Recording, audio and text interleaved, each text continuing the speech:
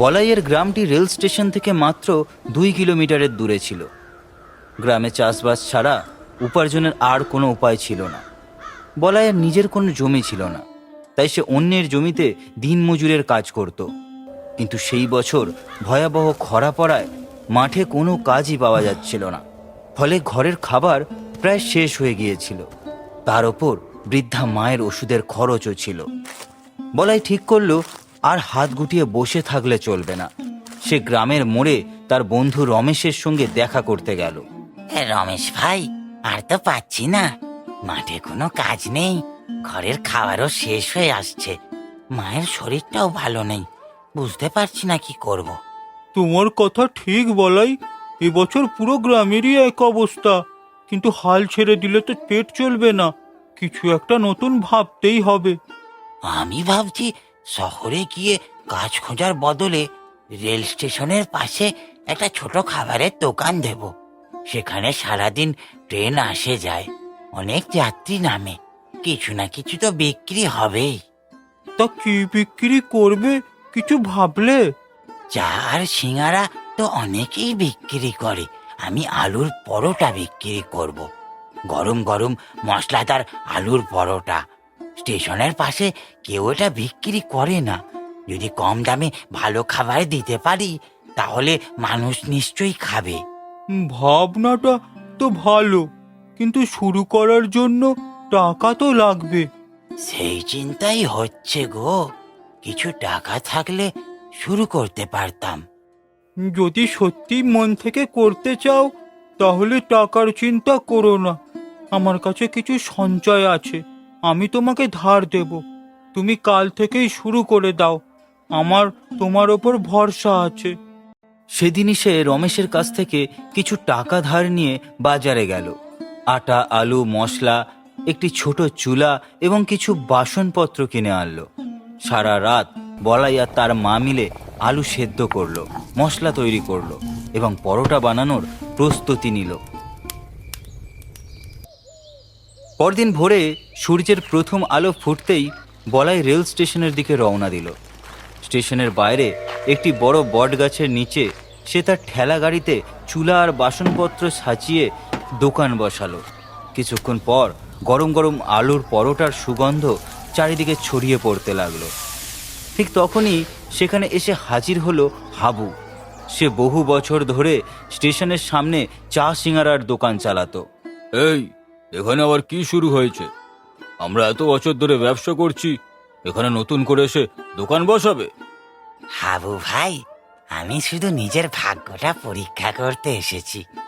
আপনি চা সিঙ্গারা বিক্রি করেন আর আমি আলুর পরোটা বিক্রি করব। এতে আপনার ব্যবসার কোনো ক্ষতি হবে না। আলুর পরোটা? গ্রামের মানুষ এসব খাবে নাকি?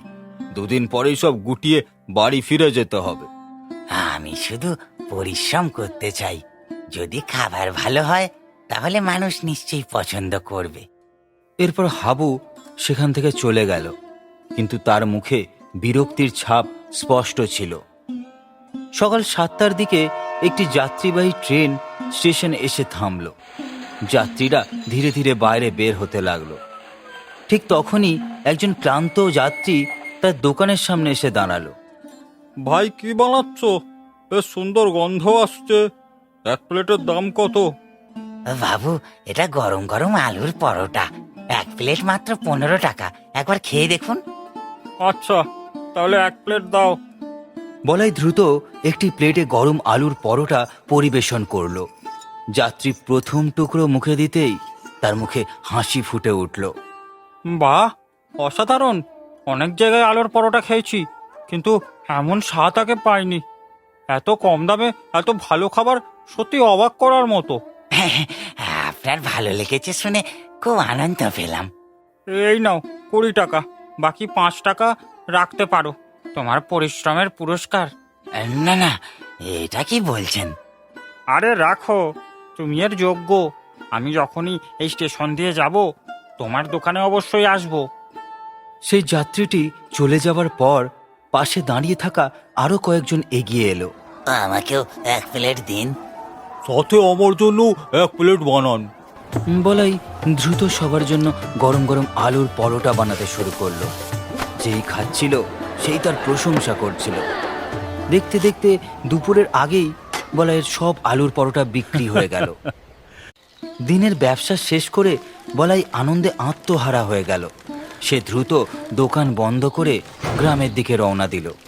রমেশ ভাই, প্রথম দিনেই আমার সব আলুর পরোটা বিক্রি হয়ে গেছে। এই দেখো, কিছু টাকা জমাতেও পেরেছি। আমি তো আগেই জানতাম তুমি পারবে, কিন্তু এখনই আমাকে টাকা ফেরত দিতে হবে না।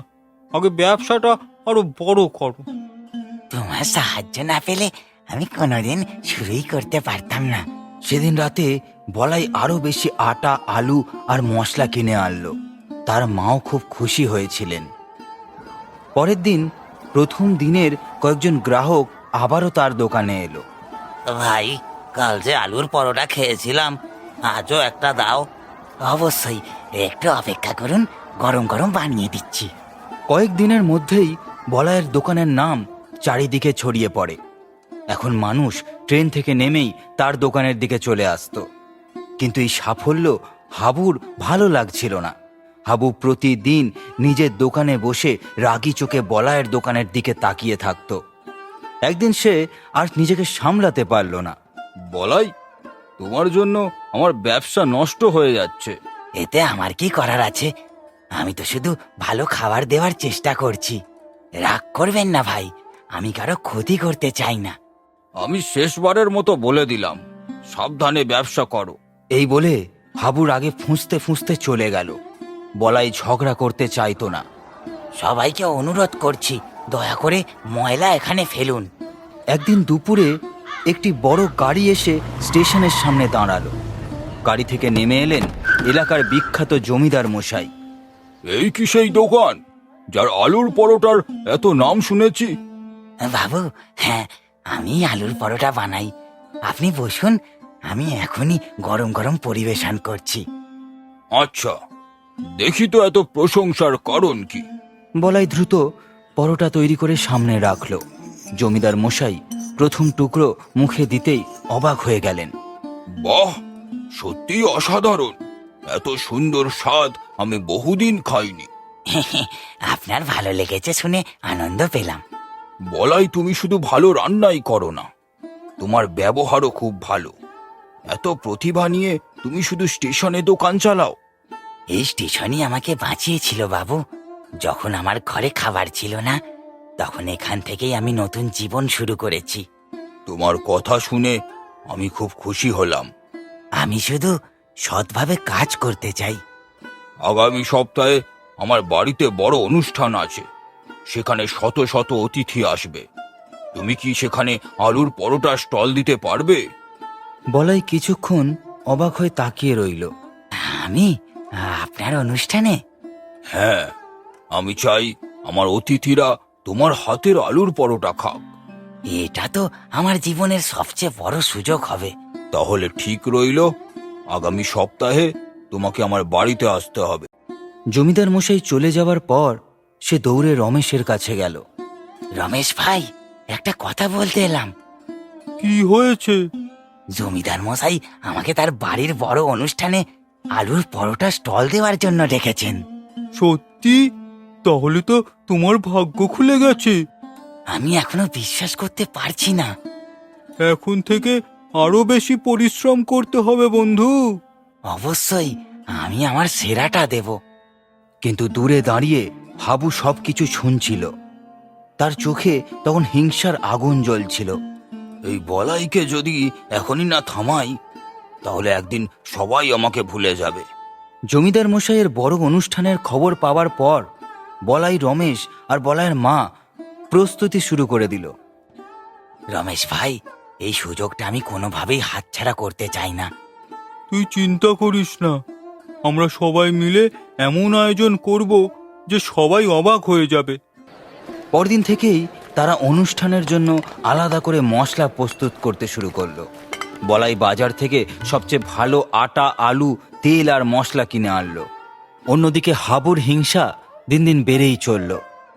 কিছু একটা করতেই হবে, এমন কিছু করতে হবে যাতে বলাইয়ের বদনাম হয় আর এই বড় সুযোগ তার হাত থেকে বেরিয়ে যায়। অনুষ্ঠানের আগের দিন বলাই সমস্ত প্রস্তুতি শেষ করলো। অনেক আলু সেদ্ধ করা হলো, মশলা তৈরি করা হলো এবং প্রয়োজনীয় সব জিনিস স্টেশনের কাছের একটি ছোট গুদামে রাখা হলো।